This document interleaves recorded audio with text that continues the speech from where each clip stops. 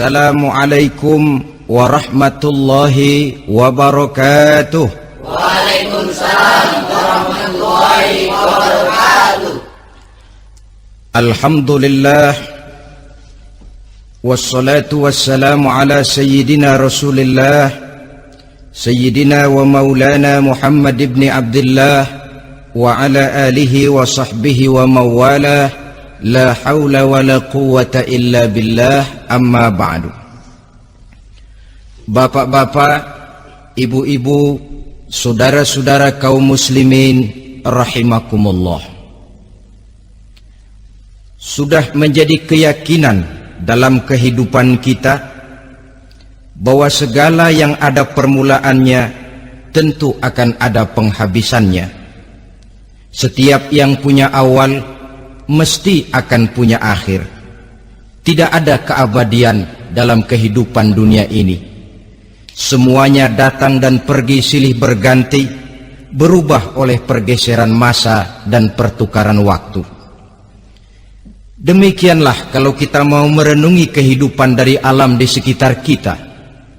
Sejak dari kehidupan tumbuh-tumbuhan, binatang, sampai kepada kehidupan kita, makhluk bernama manusia. Lihatlah kita manusia misalnya.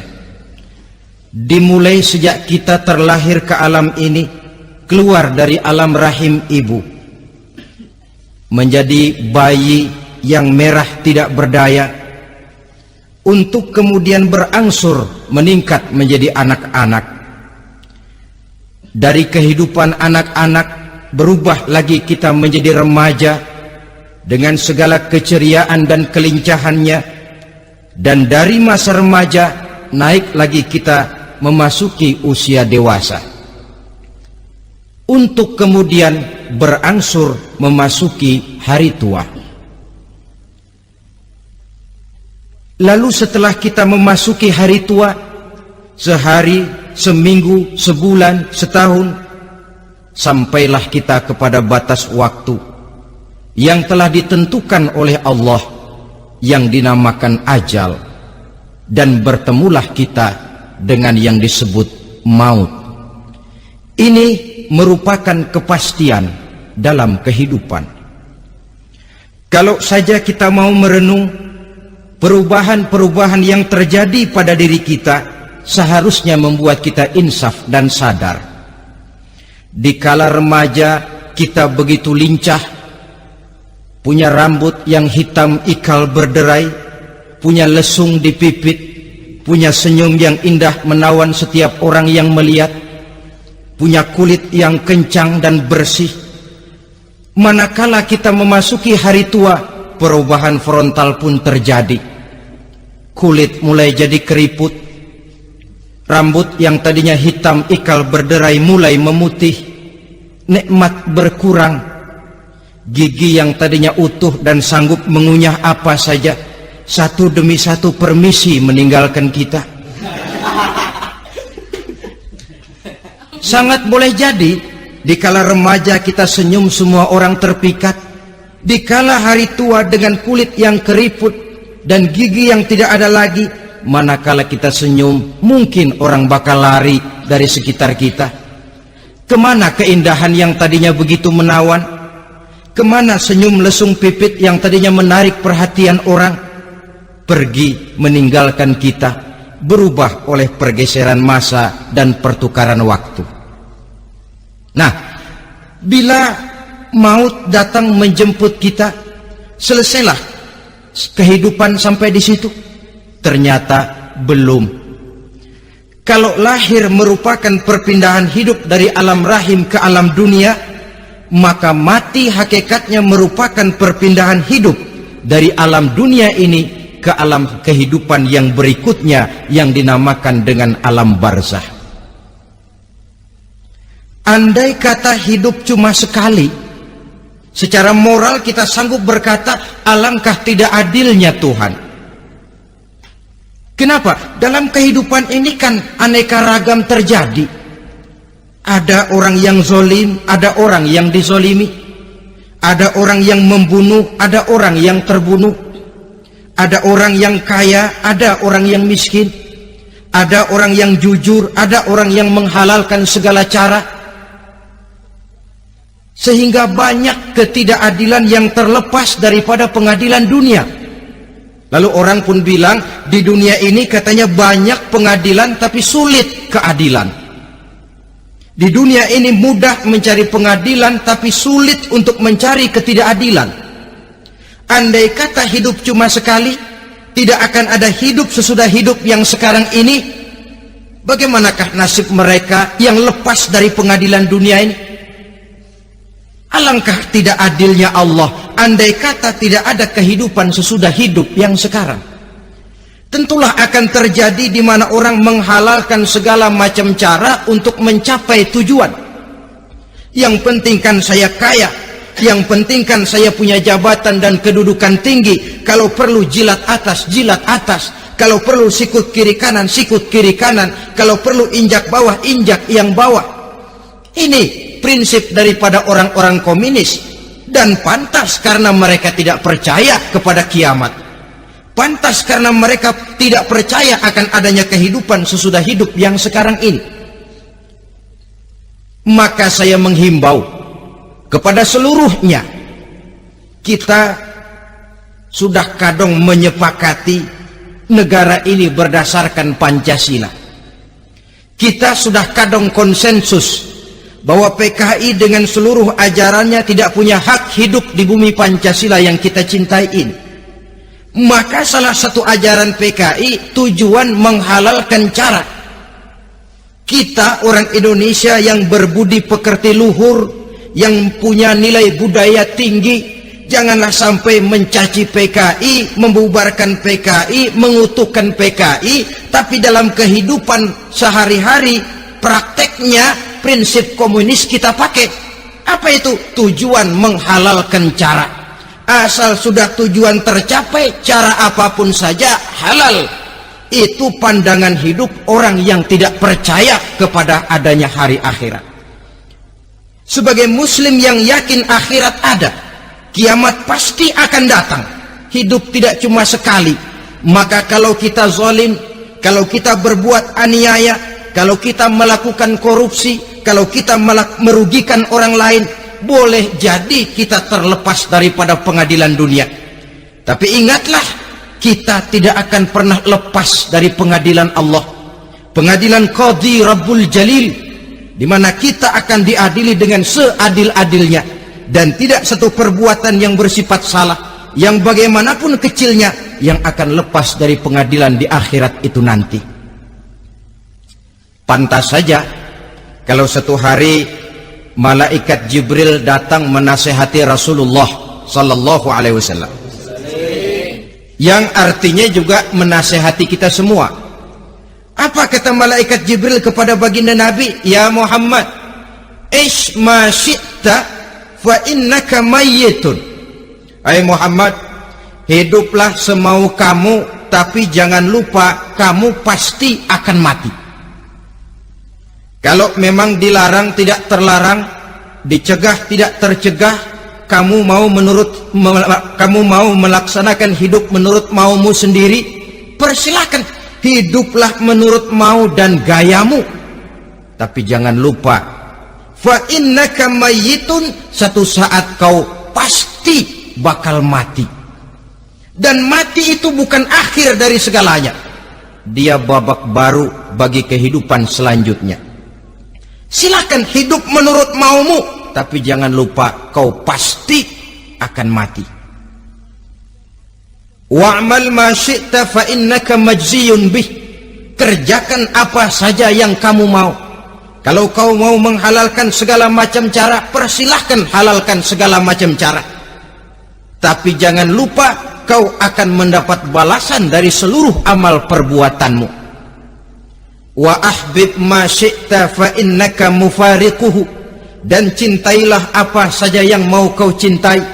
Kau cintai anak istrimu, silahkan. Kau cintai harta bendamu, tafadhal. Kau cintai tanah airmu, kau cintai pangkat dan jabatanmu, persilahkan. Tapi jangan lupa, fa innaka mufariquhu, kau pasti akan berpisah dan akan meninggalkan segala yang kau cintai itu. Apa artinya ini buat kita? Ternyata sesudah maut datang menjemput kita, ada kehidupan sesudah hidup yang sekarang ini. Ini yang mendorong kita untuk dalam kehidupan di dunia ini tidak melakukan prinsip saenake dhewe, semaunya sendiri saja, asal perut kenyang, asal pangkat tinggi, asal harta dapat. Masa bodoh dengan merugikan orang lain, masa bodoh dengan menipu orang lain. Iku jenenge saenake dhewe. Muslim tidak diajarkan. Ingat manusia, setelah kau mati, setelah kiamat datang, kau akan dibangkitkan, kau akan dimintakan pertanggungan jawab tentang kehidupan yang sekarang ini. Saudara hadirin, oleh sebab itu kalau kita bicara soal kiamat, soal akhirat, ini memang masalah yang gaib, yang sepenuhnya tidak bisa dicernakan dengan kemampuan penalaran intelektual. Dasar di dalam membicarakan ini tidak lain adalah iman kita kepada Allah Subhanahu wa ta'ala. Bukan cuma zaman sekarang, dari zamannya Nabi. Orang itu kalau sudah bicara kiamat, bicara akhirat, ada yang ragu-ragu, ada yang menolak sama sekali. Bukan dari zaman sekarang, dari zaman dulu. Pernah kok satu saat Rasulullah itu dakwah menceritakan, saudara-saudara, akan terjadi kiamat di mana Allah akan membangkitkan manusia dari kuburnya untuk memintakan pertanggungan jawab. Ini dalam dakwahnya Nabi pidato macam itu. Apa reaksi orang? Yang beriman ya mantap, tapi yang tidak beriman, bajingan-bajingan Quraisy ini, mereka bertepuk tangan, mengejek, mencaci. Malahan ini yang luar biasa, ada dua orang kafir namanya Ubay bin Ka'ab dan Al-As bin Wa'il. Mendengar pidato macam ini, mereka buru-buru pulang ke rumah. Ngapain? Ngambil pacul. Lalu berangkat nyari kuburan tua. Dia gali itu kuburan, tulang-tulangnya diangkut, dibawa ke depan Nabi.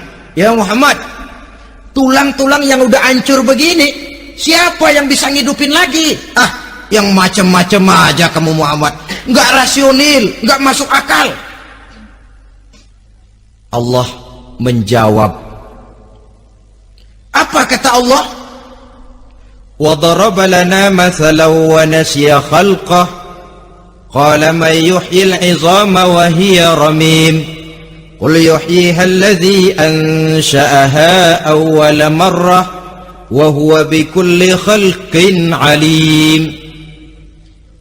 Mereka memberikan perumpamaan kepada kami, kata Allah. Mereka melupakan asal kejadiannya. Mereka bertanya, siapa yang sanggup menghidupkan tulang belulang yang sudah hancur kayak begini? Qul yuhyiha allazi ansha'aha awwala marrah.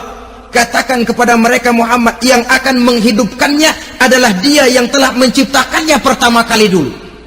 Kalau dia sanggup menciptakan, dia tentu lebih sanggup lagi untuk mengembalikan reproduksi ciptaan itu sebagaimana semula. Yang paling kasihan yang ragu-ragu. Akhirat itu ada apa enggak sih? Kiamat itu ada apa enggak sih? Lantaran ragu-ragu, terombang-ambing dia antara harapan dan putus asa, antara kenyataan dan idealisme. Ada yang buta sama sekali 100% terhadap keadaan-keadaan sesudah mati. Perhatian mereka hanya tercurah kepada kehidupan sebelum mati. Yang mereka perhatikan siang dan malam tidak lebih daripada urusan perut.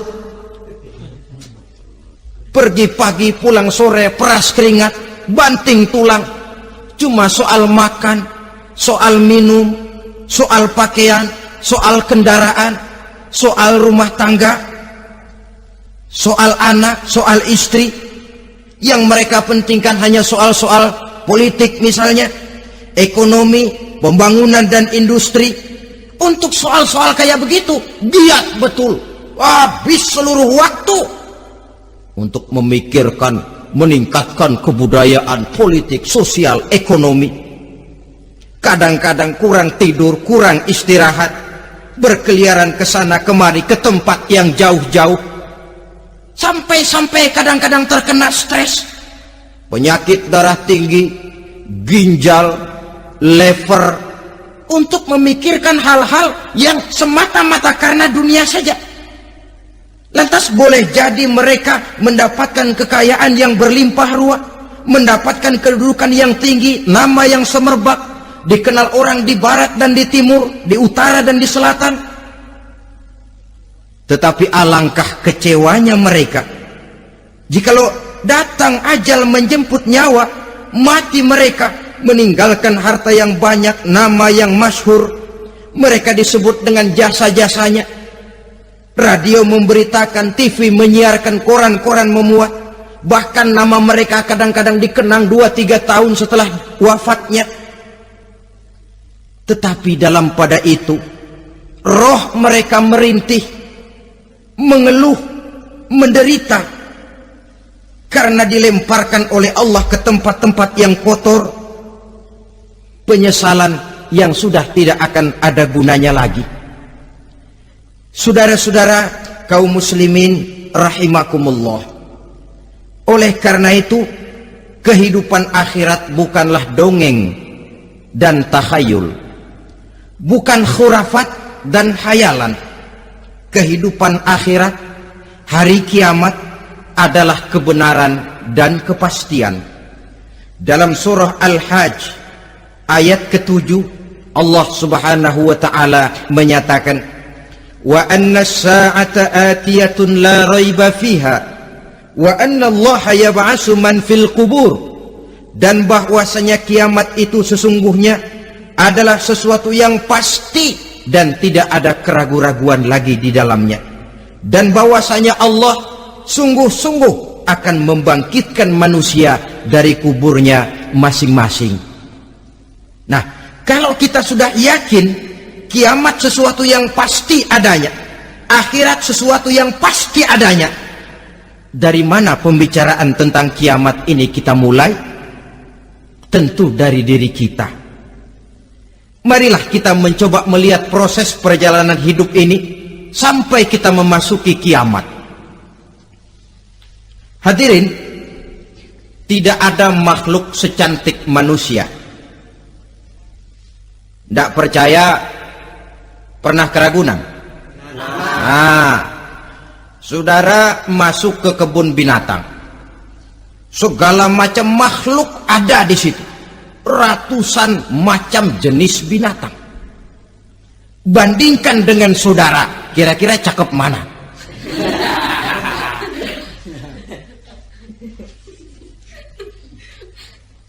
Dari seluruh makhluk yang diciptakan Allah itu, manusia fi ahsani taqwim, dalam bentuk yang paling sempurna, sejak susunan biologis sampai kemampuan berpikir.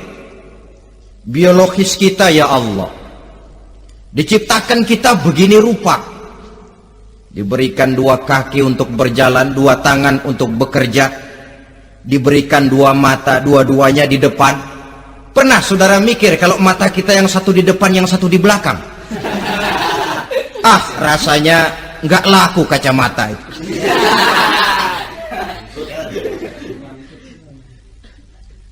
Diberikan hidung dengan 2 lubang, tahu betul Allah ke bawah lagi lubangnya. Coba pikir kalau lubang hidung kita menghadap ke atas. Aduh, kalau musim hujan repot jagain hidung. Laqad khalaqnal insana fi ahsani taqwim. Sungguh telah kami ciptakan manusia dalam bentuk kejadian yang paling sempurna ketimbang makhluk-makhluk Allah lainnya. Nah, kesempurnaan manusia ini oleh karena hidupnya terdiri dari 2 unsur pokok. Pertama unsur jasmani dan kedua unsur rohani, jasad dan roh. Jasad yang terlihat sekarang ini, potongan saudara yang ngejedok di depan saya ini jasad saudara. Ini yang berasal dari saripati makanan yang dimakan oleh bapak ibu kita. Lalu hasil kerjasama yang baik antara ibu dengan bapak, terwujudlah kita. Kalimat langsungnya, jasad ini berasal dari tanah yang tadi berubah dari bayi, remaja, dewasa, meningkat hari tua. Yang berubah itu jasmani kita. Kenapa? Karena jasmani itu materi, benda, daya tahannya terbatas. Dia berubah oleh pergeseran masa dan pertukaran waktu. Apa ada orang makin tua makin cakep? Jasmani oleh karena dia materi, dia berubah oleh pergeseran masa dan pertukaran waktu. Nah, yang menyebabkan jasmani itu bergerak karena ada roh di dalamnya. Ini yang menyebabkan kehidupan.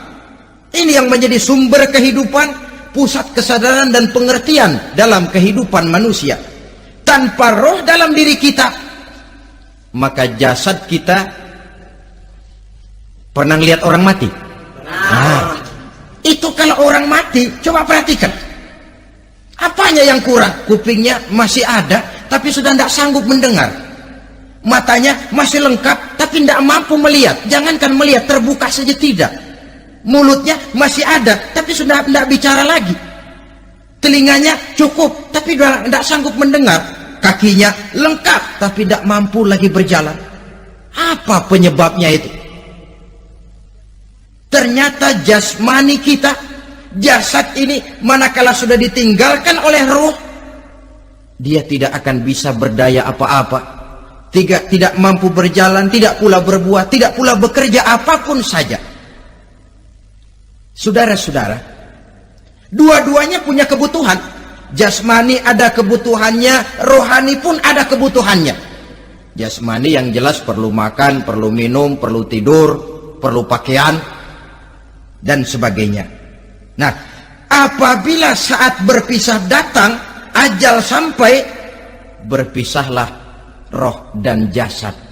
Dan itulah yang dinamakan dengan maut. Jadi apa sih mati itu? Mati adalah berpisahnya roh dengan jasad. Sebab itu Islam sangat menganjurkan kita untuk banyak-banyak mengingat mati. Bagaimana caranya mengingat mati? Pertama, mati itu kan pasti. Kira-kira yang hadir di sini ada yang nggak mati nggak kira-kira? Semuanya bakal mati kan? Berani? Berani. Sekarang mau? Saudara, sebenarnya kalau kita merenung lebih jauh, orang itu tidak perlu takut mati. Walaupun tidak boleh terlalu berani menghadapi mati. Karena bagaimanapun takutnya kita kepada mati, toh dia pasti datang. Bagaimanapun beraninya kita mati, kalau belum ajal ya tidak mati juga. Jadi muslim itu kan harus berani menghadapi hidup dan tidak takut menghadapi mati.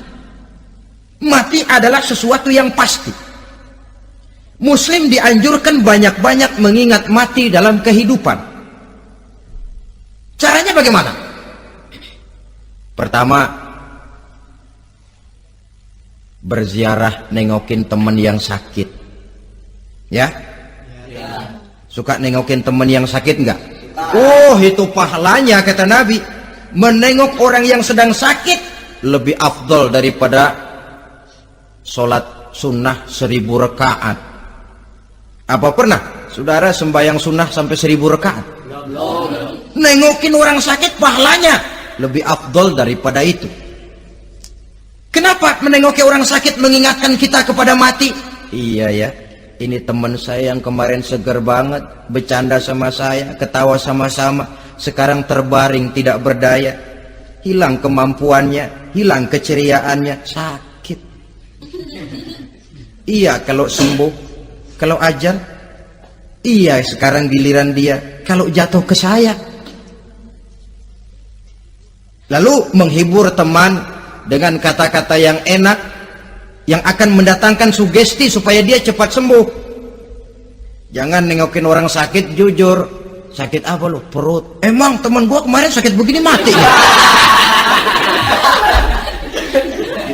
Wah, itu orang bisa jadi shock lantaran etika kita tidak akan sampai ke sana. Menjenguk orang sakit akan mengingatkan kita kepada mati. Apalagi ziarah kubur. Ada yang orang tuanya sudah meninggal? Nah, kalau ada, ya tidak bisa tiap hari, sekurang-kurangnya seminggu sekali, Jumat pagi misalnya, ziarah kita ke kubur. Sehingga kalau kita masuk kubur kan ada etikanya. Assalamualaikum ya ahlal kubur wa inna insyaallahu bikum lahikun. Hai penduduk kubur, keselamatan bagi kamu dan kami yang masih hidup sekarang ini insyaallah pasti bakal nyusul kamu. Iya, yang kemarin gagah benar sekarang terbaring tanpa daya. Ini unggukan kuburannya. Yang kemarin ada sekarang sudah tidak ada. Kemana dia? Kami satu saat pasti akan begini. Ingat mati. Lalu apalagi yang bisa membuat kita ingat kepada mati? Mengawal jenazah. Bukankah sangat dianjurkan oleh agama? Bahkan kalau bisa sejak mengurusnya, memandikannya, mengkafankannya, menyolatkannya untuk kemudian mengantarnya ke kubur. Hari ini saya antar dia ke kubur, besok boleh jadi saya yang diantar orang. Hari ini saya solatkan dia, besok boleh jadi saya yang disolatkan orang. Hari ini saya masukkan dia ke liang lahat, besok mungkin giliran saya dimasukkan orang ke liang lahat. Ingat mati, tumbuh kesadaran. Lalu daya positifnya dalam kehidupan apa? Nah, saudara-saudara hadirin, orang yang mengingat mati bukan lantas menjadi lemah dalam kehidupan, menjadi putus asa, sedikit semangat, terbentur kesulitan, mudah frustasi. Bukan itu tujuannya kita diperintah mengingat mati. Jelasnya Islam menganjurkan kita untuk mengingat mati guna maksud-maksud yang positif, supaya orang lalu sadar hidup ini cuma sebentar. Maka mumpung hidup, nah ini mumpung, tapi mumpung yang baik. Mumpung hidup, maka hidup yang singkat ini harus saya pergunakan dengan sebaik-baiknya, melakukan kebajikan yang sebanyak-banyaknya, menjauhkan rasa malas, menunggu keajaiban yang datang dari langit, berleha-leha, bermain-main, sementara maut kalau dia datang tidak pernah main-main. Pantas kalau seorang penyair bernama Syauqi memesankan, tazawwad bittaqwa fa innaka la tadri idza hanna al-lailu hal ta'ishu ila al-fajri, kam min sahihin mata min ghairi illatin wa kam min alilin 'asha hinan min ad-dahri. Persiapkan dirimu dengan takwa, sebab kamu tidak tahu apabila malam datang kamu masih bisa hidup apa enggak besok pagi. Apa ada jaminan saudara yang kumpul di depan saya malam ini besok masih bisa hidup? Tidak. Ada jaminan? Tidak ada sama sekali. Kam min sahihin mata min ghairi illatin. Berapa banyak orang sehat mati nggak pakai sakit lagi. Sebabnya kadang-kadang ringan saja. Ada yang cuma jatuh di kamar mandi mati. Ada yang cuma ketiban pensil. Iya, kalau ketiban pensil 3 peti masa nggak mati. Ta'addadatil asbab wal mautu wahid. Sebabnya boleh jadi macam-macam, tapi mati satu juga, yaitu mati. Dia seperti kelapa yang terlalu tua jatuh ke bawah, yang kembang baru keluar pun jatuh ke bawah. Itulah mati. Dia datang menjemput yang bayi, dia datang mengambil yang anak-anak, dia datang juga kepada yang remaja, kepada yang dewasa, kepada yang tua sekalipun. Jangan yang remaja lalu berpikir, gua rasanya masih jauh banget mau mati. Ini sesuatu yang pasti yang kita tidak pernah diberitahu kapannya. Kalau dikasih tahu kapannya kan kita bisa, umpama malaikat maut datang ke rumah saya, saudara Zainuddin kau mati 80 tahun lagi. Oh, saya kan berhitung, masih lama, poya-poya aja dulu Tapi ini tidak pernah diberitahu kepada kita. Lantaran tidak diberitahu itulah kita perlu bersiap-siap dengan selalu mengingat-ingat mati yang mendorong kita untuk berbuat positif. Satu contoh peringatan mati yang mendatangkan positif pada peristiwa ketika turun perintah hijrah. Ketika di Mekah sudah terpepet turun perintah hijrah. Ini sahabat yang berangkat hijrah, jangan dikira semua bulat hati. Ada yang mikir, kalau saya hijrah berangkat dari Mekah ke Madinah, nanti di tengah jalan dicegat oleh kafir Quraisy lalu dibunuh, mati saya. Takut mati. Allah peringatkan, kullu nafsin za'iqatul maut. Kamu disuruh hijrah saja takut mati, padahal kamu tahu semua yang hidup bakalan mati. Diam saja di Mekah mati, hijrah ke Madinah pun akan mati. Mendengar ayat ini, Sayyidina Umar bin Khattab seperti dibakar semangatnya. Kalau sebagian sahabat hijrah sembunyi-sembunyi, beliau mau hijrah itu malah bajingan Quraisy dikumpulkan dekat Ka'bah. Pidato, ya ma'syara Quraisy, dedengkot Quraisy, dengerin. Besok pagi yang namanya Umar bin Khattab mau hijrah dari Mekah ke Madinah. Siapa yang kepengen kepalanya berpisah dengan badannya, persilahkan cegat Umar di jalanan. Besok dengan tenang dia berangkat hijrah, gak ada yang berani nyegat. Tuh Quraisy juga barangkali mikir, gue ngapain nyegat penyakit. Begitu ingat mati, timbul semangat juang, timbul semangat berbuat. Ini ingat mati yang positif, bukan yang melemahkan semangat. Dah jangan kerja rajin-rajin dah, lu bakalan mati. Ini ingat mati yang salah pasang. Ingat mati seharusnya mendorong manusia untuk berbuat lebih tekun. Allah memberikan peringatan, qul innal mauta alladzi tafirruna minhu fa innahu mulaqikum. Katakan, maut yang kamu akan melarikan diri daripadanya, yang kamu takuti benar dia pasti akan datang menjemput kamu. Saudara-saudara hadirin yang saya hormati, datangnya memang tidak kita harapkan yang namanya maut, tapi sekali dia datang tidak ada pintu tempat kita lari. Dia memang tidak pernah kita undang, tapi sekali dia datang mengetok pintu, kekuatan apa yang bisa menolak? Dia sebuah tanda seru dalam kehidupan. Apa yang menyebabkan orang takut mati? Pertama barangkali karena dia tidak tahu bagaimana kehidupan sesudah mati. Alam kubur gelap, alam akhirat gelap, sehingga dia bingung. Lantaran bingung lalu jadi takut. Yang kedua boleh jadi oleh bayangan-bayangan dosa yang pernah dia kerjakan di dunia ini. Kerjanya cuma menumpuk dosa. Dia gembira, bahagia, tertawa di atas tumpukan dosanya, merasa segan berpisah dengan seluruh kehidupan ini, sehingga boleh jadi maut adalah sesuatu yang ditakutkannya benar dalam kehidupan. Tapi bagaimanapun takutnya, tidak ada tempat lari dari dia. Dalam ayat lain Allah jelaskan, ainama takunu yudrikumul mautu walau kuntum fi burujim musayyadah. Di mana saja kamu berada, dalam benteng yang paling tangguh sekalipun, maut pasti akan datang menjemput kamu. Nah, bagaimana caranya maut datang menjemput kita? Bila datang dia, sang malaikat pencabut nyawa, malaikat Israel namanya, hendak mengambil roh kita. Dalam suasana macam begitu, di akhir kehidupan dunia, dalam berhadapan dengan sakaratul maut, terbagilah manusia dalam dua bagian besar.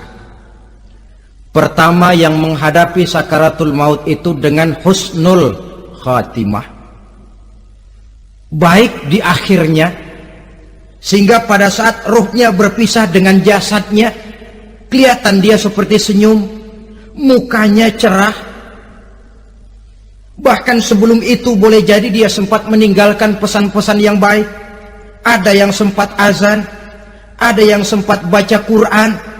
Pernah kan nemui orang yang mau mati seperti itu? Yang sempat azan, yang sempat baca Quran, yang sempat meninggalkan wasiat-wasiat yang baik. Sebab apa? Malaikat maut datang menjemput mereka juga dengan baik-baik. Dicabut ruhnya perlahan-lahan, tapi sungguh pun perlahan-lahan.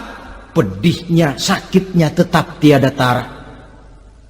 Rasulullah Sallallahu Alaihi Wasallam, dikala beliau hendak berhadapan dengan sakaratul maut, diceritakan mencelupkan tangannya ke dalam gelas berisi air, lalu mengusapkannya ke muka beliau seraya berdoa, "Ya Allah, mudahkan saya dalam menghadapi sekarat ini."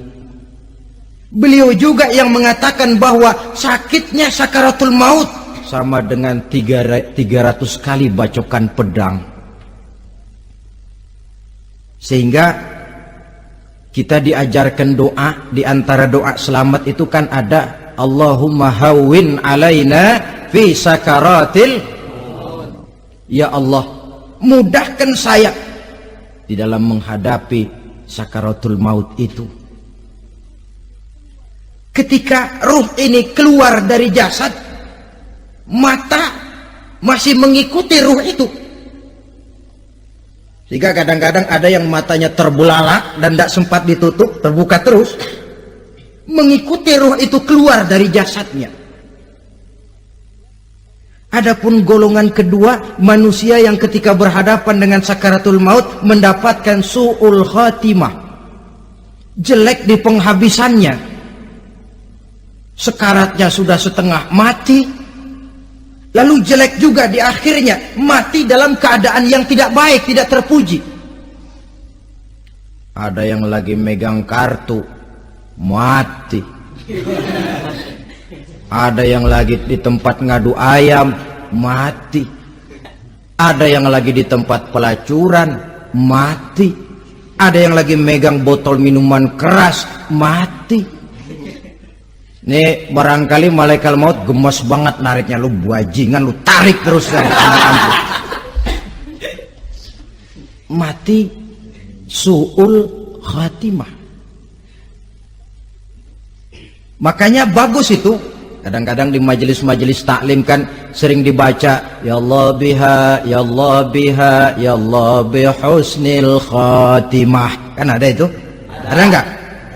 Saudara hadirin, mohon agar oleh Allah kita diberikan husnul khatimah, baik di saat ruh akan berpisah dengan jasad. Ini sesuatu yang pasti. Sang malaikat maut datang menjemput nyawa. Setelah ruh berpisah dari badan, maka tinggallah sang badan, ditangisi oleh semua yang kita tinggalkan. Sehingga kepada putrinya Fatimah, ketika malaikat maut datang hendak menjemput baginda Nabi, beliau berkata kepada anaknya, Fatimah, kamu tahu siapa yang datang? Saya tidak tahu, Bapak. Yang datang hadimul lazat, itu dia yang menghancurkan seluruh kesenangan dunia, wa qati'u syahwat, yang memisahkan kita dengan seluruh yang kita cintai. Dia malaikat maut, Pak. Manakala jasad sudah ditinggalkan oleh ruh, itulah yang dikerubungi orang. Anak menangis, istri menangis, orang tua bersedih, teman-teman merasa kehilangan, menangisi jasad. Diuruslah jasad kita, dimandikan sebagaimana mestinya, dikafankan dengan kain putih 3 lembar, itu yang hendak kita bawa kembali ke tempat asal kita. pakaian sutra, jas yang mereknya Switzerland wool, kain yang Samarinda, sepatu yang Belly atau Beltoni, jam tangan yang Rolex, kendaraan yang serba mewah. Tidak ada yang menyertai kita. Kain putih 3 lembar itu saja lagi. Demi setelah dikafankan, dibujurkan kita menghadap ke arah kiblat, orang banyak pun datang menyolatkan kita dengan 4 takbir, diiringi dengan doa. Lalu upacara pelepasan, berangkat kita meninggalkan anak, istri, suami, kampung halaman, tanah air, bahkan alam dunia ini. Selamat tinggal alam dan seluruh isinya. Tinggallah yang tinggal. Saya akan kembali ke tempat asal dari mana saya datang untuk kembali mempertanggungjawabkan seluruh perbuatan saya dalam kehidupan ini. Manakala upacara pelepasan selesailah sudah, dimasukkan kita ke keranda jenazah, digotong orang, bismillah wa ala millati rasulillah, dibawa ke tempat peristirahatan terakhir katanya. Padahal dulu kalau mau kita istirahat, ke villa lah kita, ke Bali lah kita, ke Hong Kong lah kita, ke tempat-tempat tamasya yang indah. Oh, rupanya akan sampai juga perjalanan menuju tempat peristirahatan terakhir yang luasnya tidak akan lebih dari 2 kali 1 meter. Diusung orang kita, diantarkan orang banyak. Manakala sampai ke atas liang lahat, pengusung jenazah dibuka, diturunkan kita ke liang lahat, dibaringkan.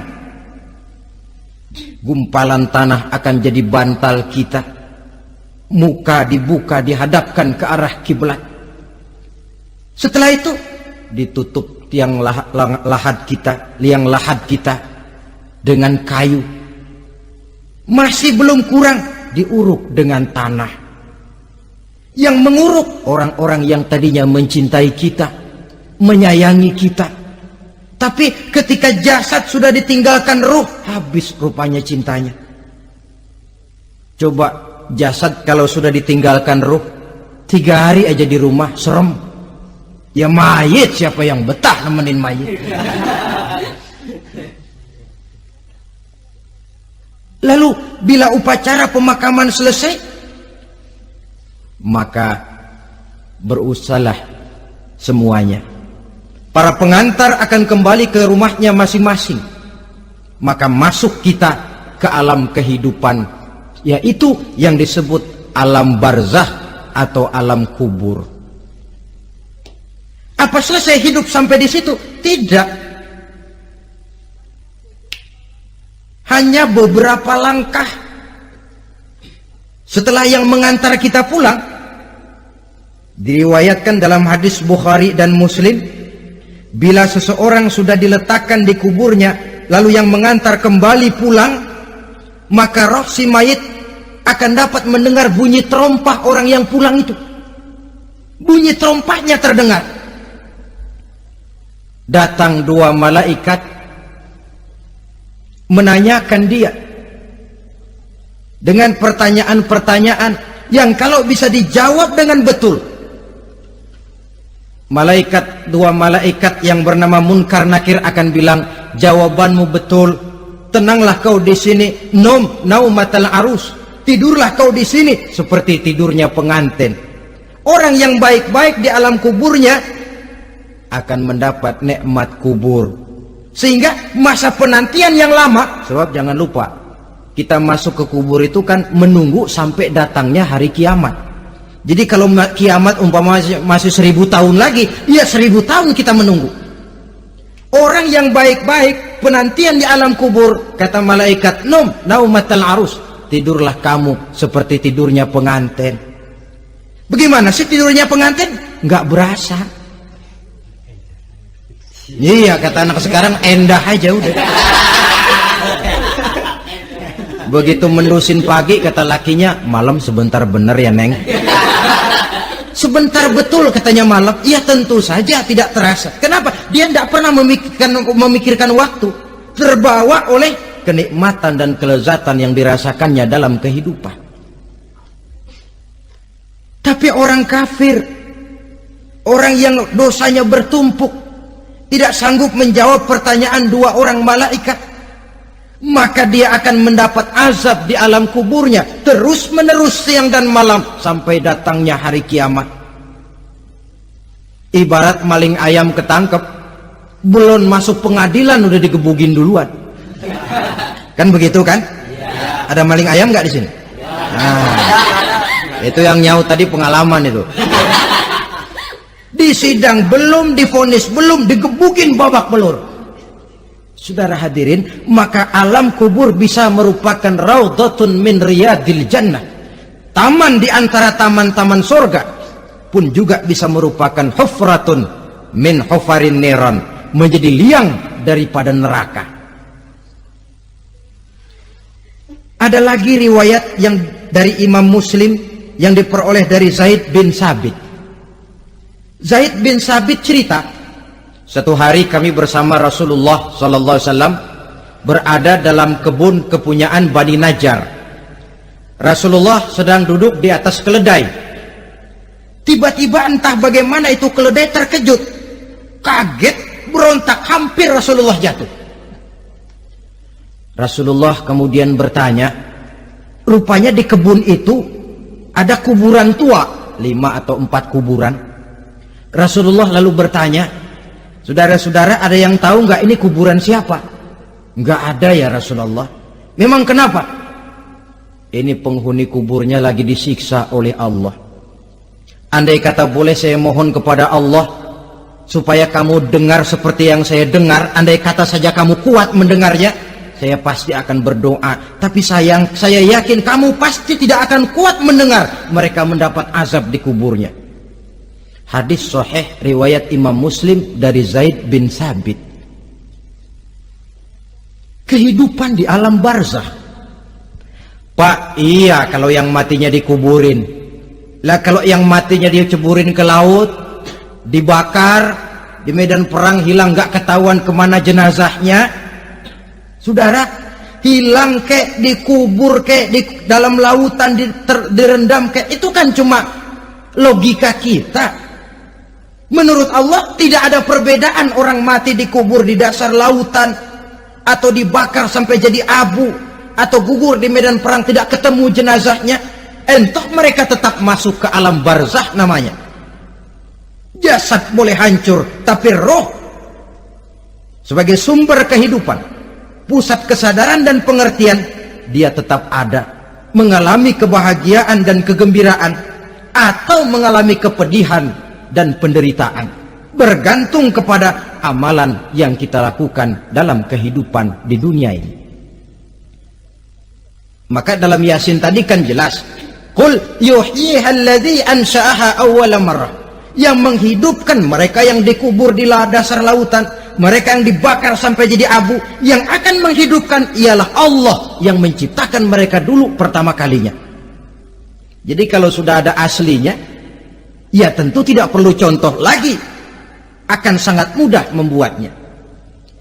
Orang tua kita, keluarga kita yang sudah berpulang, mereka di alam barzah sekarang ini bisa mendapat nikmat kubur, bisa mendapat azab kubur, bergantung amalan mereka dalam kehidupan di dunia ini. Dalam Musnad Imam Ahmad dan Sahih Abi Hatim malah ada tambahan riwayat, orang yang banyak kebajikannya di dunia, amalannya akan datang menemani dia. Sholatnya dekat kepalanya, puasa sebelah kanan, zakat sebelah kiri, menghibur dia. Malahan dikatakan berbentuk orang yang cantik menemani dia di alam kuburnya. Aneh, dia tanya, man anta lam ara fid dunya ajmal minka, siapa kamu? Di dunia ini belum pernah saya melihat orang secantik kamu. Dia jawab, ana amaluka soleh, saya adalah amalmu yang soleh yang kau kerjakan waktu di dunia. Saya sekarang diperintahkan untuk menemani kamu di sini. Alhamdulillah. Sedangkan amalnya yang jahat akan datang dalam bentuk yang menyeramkan menemani dia di sana. Bayangin deh, di kuburan ditemenin yang serem-serem. Sama juga di dunia. Di dunia, kalau kita di tempat gelap ditemenin orang cakep, enak nggak? Wah, pengalaman. Tapi coba bayangin, sudah tempatnya gelap, yang nemenin jelek nggak ketulungan, gerah kita. Nah, saudara hadirin yang saya hormati, lalu bagaimana tempat arwah-arwah yang sudah kembali menghadap Allah yang disebut mustaqarrul arwah itu? Macam-macam tingkatannya sesuai dengan profesi dan amalannya waktu di dunia. Ada roh-roh itu yang setelah pisah dengan jasad, artinya mati, ditempatkan di tempat yang disebut a'la iliyin, tempat yang tertinggi. Siapa ini? Arwahnya para nabi dan para rasul. Ini fi a'la iliyin, di tempat yang tertinggi. Arwahnya para nabi, arwahnya para rasul. Dan karena kita bukan nabi, bukan rasul, ya jangan mimpi dapat tempat fi a'la iliyin, kecuali kalau Allah menghendaki. Itu hak prerogatif Allah, tapi kan tidak adil kalau Allah melakukan itu. Ini kelompok roh-roh yang masuk golongan VIP. Wah, the first class. Para nabi, para rasul. Lalu ada pula roh-roh itu yang setelah pisah dengan jasadnya diumpamakan seperti burung-burung hijau yang berterbangan di perkebun-kebunan surga. Roh siapa mereka ini? Rohnya para syuhada, orang-orang yang mati syahid gugur membela agama. Nah, ini bedanya orang mati syahid dengan pahlawan, ya. Apa bedanya syuhada dengan pahlawan? Kalau syuhada, orang yang gugur membela agama, niatnya karena Allah, mati syahid. Kalau pahlawan, orang yang gugur membela negara, orang yang dianggap berjasa kepada pemerintah. Klimaksnya, kalau orang mati syahid jelas surga, tapi pahlawan belum tentu surga. Kenapa? Bergantung kepada negara macam apa yang dibelanya dan pemerintah model mana yang dibelanya. Di negara-negara komunis misalnya, banyak nggak pahlawan? Banyak. Dengan sekian tanda jasa yang mati di medan perang dan sebagainya. Kira-kira pahlawan komunis masuk surga nggak? Ya, kalau pahlawan komunis masuk surga, kita nggak kebagian kapling di surga barangkali. Inilah bedanya pahlawan dengan orang mati syahid. Kemudian ada pula roh itu yang tertahan di pintu surga. Tertahan di pintu surga. Ini seperti tadi, orang yang mati syahid tapi masih ada kaitan di dunia.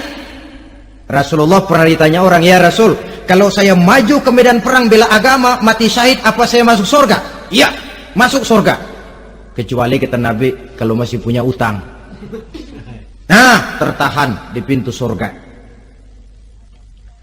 Ada pula roh itu yang tertahan di alam kuburnya. Ini umumnya seperti tadi itu. Ada mempunyai dosa, mempunyai kesalahan, sehingga merasakan azab kubur.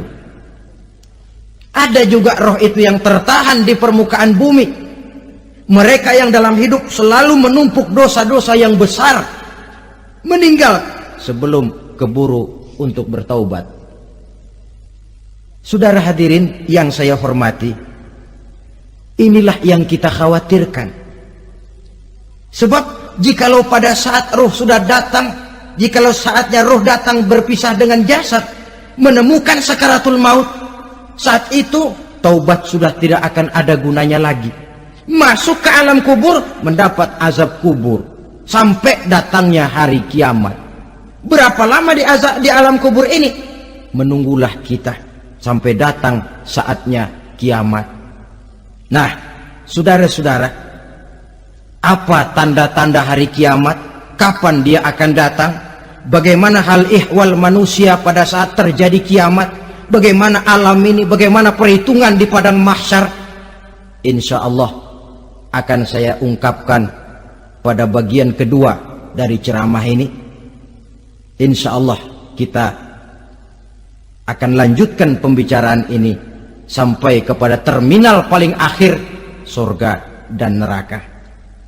Inilah saja pertemuan kita pada kesempatan kali ini. Terima kasih banyak atas segala perhatian. Mohon maaf atas segala kekurangan. Wabillahi taufiq wal hidayah. Wassalamualaikum warahmatullahi wabarakatuh. Waalaikumsalam warahmatullahi wabarakatuh.